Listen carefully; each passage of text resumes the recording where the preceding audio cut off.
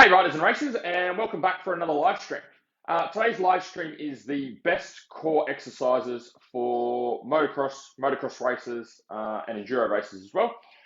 And the reason I thought I'd bring this topic up is this was when I was racing, something I was told a lot, either by riding coaches that I had or other riders and racers that I would go and ride against or parents at the track.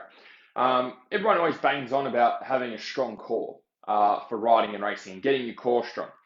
And one of the things that I found with that is there was really no substance to what people were saying. Okay, hey Aaron, or just take it at face value. It'd be like, oh, everyone's saying you need a strong core, so obviously I need a strong core. So what would happen is I'd go to the gym and I'd do sit-ups and I'd do planking and I'd do stuff like that, or I'd get on the, I think it's called like captain's chair machine that you have at the gym, and do leg raises and stuff like that, trying to get my core really strong. Hey, Ben, because I thought that's what I needed.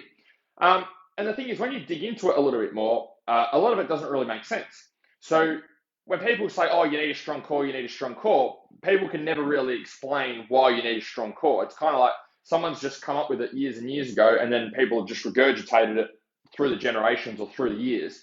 And no one really knows why you need a strong core. People are just like, oh yeah, because that's where everything comes from. Or, oh, you need a strong core because that's what helps to keep your back strong, and you use your back a lot when you're riding. And there's really no clear-cut answer to why people say it. So I'm hoping to give you a clear-cut answer, and hopefully show you a better way of strengthening your core that's actually going to help you with your riding, instead of wasting a whole heap of time doing sit-ups and planking like I did. So the reason your core is important is because what your core does is it connects your upper body to your lower body. Okay, and I didn't even learn this through riding and racing. This is what I learned through strength training and strength and conditioning. So the reason you need your upper body and lower body connected together through your core is because that's what gets all the muscle groups in your body working as one muscle group.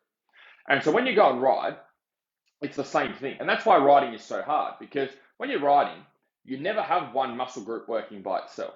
Okay, so like if I go to the gym and I'm doing sit-ups, the rest of my body is relatively relaxed. Like my legs aren't really doing anything. Hey Riley, my arms aren't really doing anything. My forearms aren't doing anything. My grip's definitely not doing anything. My feet aren't doing anything. Hey Simon. So it's just my core working a lot. Okay, just my stomach. But when I go out and ride on the bike, my stomach is never working by itself. My core is never working on its own. Okay, there is no point when I'm out riding where my legs are relaxed or my arms are relaxed or my upper back is relaxed. Everything is working together as one muscle group, and that's what makes riding and racing really, really hard. So what I was doing wrong is I was going training during the week and just trying to train my core and trying to get it strong, and it never even helped me on the bike. And the reason it wasn't helping on the bike is because I wasn't training it properly. I was training my core separately to the rest of my body, and then hoping that somehow it was all just going to connect itself together on the weekend and work as one system, which it wasn't. So you need everything working together as one unit, okay? And the way that you do that is you need to make sure with your training during the week, you're promoting getting your body working together as one muscle rather than isolating separate muscles. So what I mean, or exercises that you can use to be able to do this: squats, deadlifts, overhead presses, bench over rows with the barbell, okay? All exercises with the barbell. They're all great multi-joint movements that get your body working from head to toe and have every muscle group working together, even bench pressing, okay? Now, some of these exercises might seem like they only use one particular part of your body, like bench press. You might be like, oh, that's more chest or more shoulders. But the truth is, if you're doing these movements correctly, you're getting your whole body working together as one unit, as one muscle group. Okay, so even for a bench press, you're getting your legs working, your core working, your upper back working, your legs working to get the most out of that bench press. Same with your squatting. You might look at squatting and go, okay, well, that seems like it's just legs. Well, it's actually not, because to keep a heavy bar on your back, okay, to stop you from bending forward or overextending, you have to use your core a lot to keep everything tight. You have to keep your upper back working to keep the bar sitting in the right spot. Your whole body is working together as one muscle. There might be some muscles that work more than what other muscle groups do, but that's exactly what happens on the bike. Okay, you might be using your legs more, or over a whole heap of whoops, or your arms more, maybe when you've got your elbows up going into a corner. But the other muscle groups in your body are still working. They're just not working as much as what your legs would be, or as what your arms would be. So you need to train this stuff during the week. And the way that you train it is by doing strength training and making sure you're training your core in the right way. And so really that's anything. The best way to develop core strength to connect your upper body and lower body is any movement that requires you to have to fight to have your back straight. Okay. So let's say when I'm in this position, let's say I'm doing a bent over row. When I'm trying to keep my back in a nice straight line, my core is the thing that needs to do that. Okay, my core is the thing that's keeping everything in a nice straight line and keeping everything nice and stiff. So if I'm doing a bent over row, my core is being challenged because I'm keeping my back straight. If I don't use my core, what happens is I end up rounding over and doing bent over rows like this, or I end up hyperextending like this, okay, if I'm not using my core. If I'm keeping my spine in a nice neutral position, my core is working. Same with the back squat. I've got the bar on my back and I'm going down for a squat. Same sort of thing, okay, we'll try and get the angle. If I'm trying to keep my back straight, okay, if I'm not doing the movement correctly and I'm hyperextending when I'm doing my squats, core's not working. If I'm going like this and rounding over when I'm squatting, core's not working.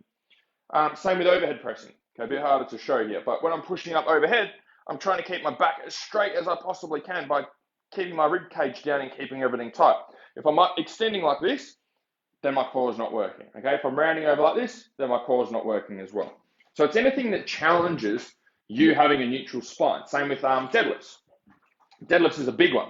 Okay, if you're doing deadlifts and you're trying to keep your back straight the whole time, okay, as you're doing a deadlift and trying to hinge at the hips, again, that is challenging your core and getting your upper body and lower body working together. If you're rounding through the back, okay, again, it's not going to challenge your core as much. If we're hyperextending, then we're not challenging your core as much. What we're doing is we're trying to find exercises that keep your spine, that challenge that neutral position, okay? And the best way to do that is through weight training. Can you do planks and stuff like that? Yes, you can do planking, but doing the exercises, doing strength work is going to be far more effective than doing some planks. It takes more core stability, okay, more effort for your core to squat 50 kilos or 100 kilos than it does to do a plank on the floor.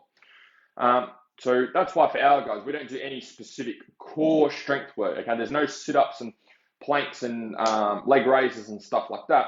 All of our core work is built into our strength work because when you go on ride, that's what's happening. The whole body is working together as a unit, and that's what we want to do. That's how we want to train during life.